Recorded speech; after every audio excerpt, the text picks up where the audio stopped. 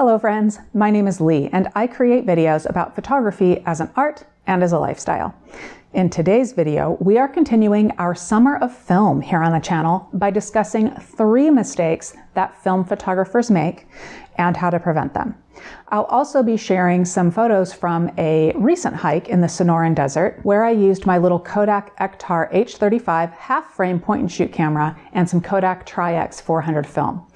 This camera is different because it uses 35mm film, but only uses half of each 35mm frame for each photo. So your photos are vertical when you're holding the camera in landscape orientation, and you get 72 shots per 36 exposure roll of film. Anyway, if you are new here and you're wondering why I'm creating videos about film photography when we are firmly in the digital age, for fun, that's why. I do normally use my digital equipment and I will be fitting in some digital camera content here and there, but Raymond and I wanted to spend some time in the analog world this summer, so here we go.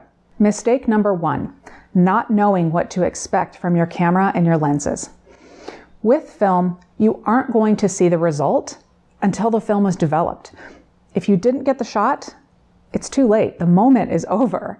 Plus, every time you press that shutter release button, you are spending money on both the film and the developing. So while not every photo from every roll of film is going to be a winner, see this photo for instance, what was I even doing there? Knowing how to use your cameras and lenses, plus knowing what to expect from them, is going to prevent unnecessary time, money, and frustration spent on throwaway photos. How do you get to the point where you know how to use your analog gear and what to expect from it all? That's the catch-22, isn't it? With digital gear, I tell folks to experiment by taking and then reviewing as many photos as possible, but that's not practical with film. So here are my suggestions. I shared a video recently where I took you through the basics of navigating a film camera. It can help you get to know your film camera body and your lens, so I will link to that video in the description of this video. Just knowing how to use your camera and your lens, things like how to adjust aperture, how to set ASA on your camera body, they will, at the very least, prevent frustration. Consider the environment and your goals for the photo outing and choose your gear accordingly. The right lens in the right situation is super important. Possibly more important even than in digital photography, because we don't have the entire ISO range of the digital camera to lean on. There's no auto ISO film stock. There's only the film ASA that you have in the camera. So if you are going to be in low light situations, definitely go for higher ASA film like 400 or 800. And grab your lens with the widest available aperture. Maybe even use a tripod if you are photographing something like a landscape so that you are able to slow down your shutter speed. There will absolutely be a learning curve with your film camera. I mean, there's no playback button. And you may shoot and develop a few rolls before you feel comfortable really knowing what to expect. You can at least set yourself up a little bit better by learning how to use your gear and choosing the right gear for each particular outing. On to mistake number 2, inappropriate film selection and handling. With film, your camera body is much less important than with digital. There is no image processing in the camera body itself. There's a shutter that exposes the film. The film is the image processor of sorts. So you want to pick the right film and you need to be kind to your film. This desert hike is a good example of a time when if I didn't already have a roll of monochrome Tri-X film in my camera, I would have chosen a color film stock. Maybe even something that has vivid colors because the wildflowers and the cactuses were blossoming. Now, if you have watched this channel for any length of time, you'll have figured out that I will shoot anything at any time, at any place. I simply embrace what I have because I just love photography and creating art even when it's unexpected. However, consider what you're photographing when making a choice of what film to load into your camera or to pack into your bag. Are you looking for vivid colors? Are you capturing portraits? Do you want black and white? Or are you going to roll the dice with experimental or expired film? When you purchase your film, there is always a description of what to expect. Plus, you can find loads of examples online. The other half of this mistake is handling, which is multifaceted. Once you've chosen your film, make sure that you know how to load your camera reliably and know how your camera rewinds and how it opens. It may take you a little bit of research and a little bit of practice, but there are tons of videos online that can help you with this for your specific camera. At some point, you may accidentally open the back of your camera, either mid-roll or because you forgot to rewind. Your film is now fully exposed and useless. You can't put the toothpaste back in the tube. We've all done it. Chalk this up as a learning experience and keep the roll to practice loading later on. Also, when you do load your film, if your camera does not have DX film speed detection, and many vintage cameras do not, know how to tell your camera what film speed you are using, or your exposure metering will likely be way off. If you always shoot something like Tri-X 400, you'll just want to verify with each roll that the setting is where you left it last time. If you're like me, you will tinker with the dials. I know, they are so satisfying to turn, but that's one dial to untinker if you've changed it randomly. And mistake number 3 is expecting digital perfection. Early in the days of digital, there was an epic film versus digital debate. This is when cameras like the D100 and the early Canon digital Rebels hit the market. Times have changed. Other than some amazing prints that we've seen from large format film, like 8 by 10 inch film, it's fair to say that the debate is over. Modern digital sensors far exceed the resolving power of film.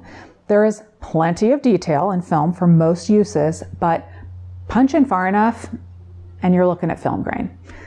And older lenses are not going to offer that edge-to-edge sharpness that the latest lenses optimized for high megapixel digital camera sensors do.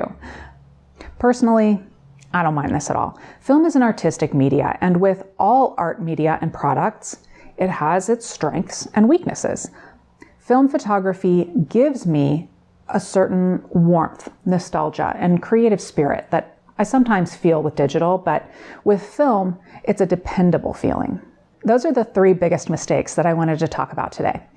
Here's a photo of Raymond on the trail that day. I hiked something like 5.5 miles. In the same time, he ran nearly double that. And that actually ties into my best advice.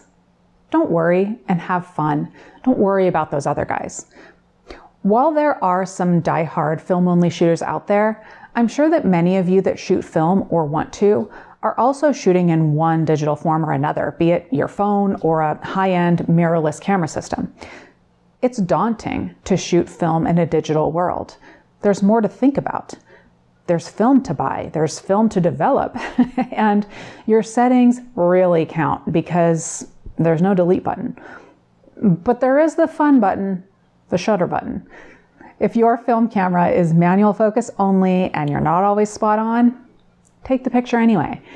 If you're shooting something like Tri-X 400, there's so much grain that you may not be able to tell that your photo wasn't precisely in focus. Shooting color film under indoor tungsten lighting, there's no white balance button. You could filter the lens or you could just take the picture. You might even be able to adjust the digital scan of the file later on if you really want to. I'm not saying to neglect composition or your own artistic style.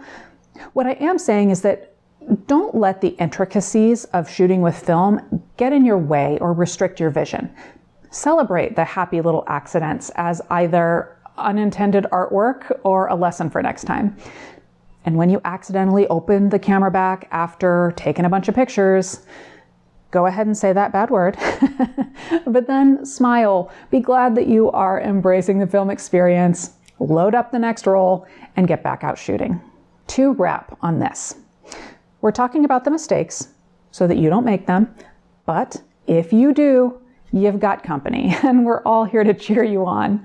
Don't let any of these mistakes that I mentioned or entirely new ones that you accidentally invent get you down. I'll be honest, when I absolutely need the shot, I shoot digital. When I want the shot and I want to express myself and my own creativity, that's when the film sometimes comes out. I enjoy the experience of shooting film as much and sometimes more than I enjoy looking at the results. Maybe for me that's a bit of nostalgia from my childhood, or maybe it's the physicality of film photography that I enjoy so much. I don't know. But remember that we all take pictures for a reason, and all of those reasons vary and are a-okay. The important thing is that we're doing it. We're here talking about it, and we're engaging about it on this and on other channels. Remember, there is a link in the description of this video to a couple of things. Another video of mine about getting to know your film camera body. There's a link to my little Kodak camera. I will also add a link to my complete course on the basics of photography. I focus on digital photography in that, but much of the information applies to film photography as well. Please give this video a like and subscribe if you haven't already. And I would love to hear from you in the comments before you go load a roll of film into your dusty old SLR. Do you have any additional mistakes film photographers make to add to my list? Or maybe a fun story of a time that you made one of these mistakes? Let us know. I love a good story.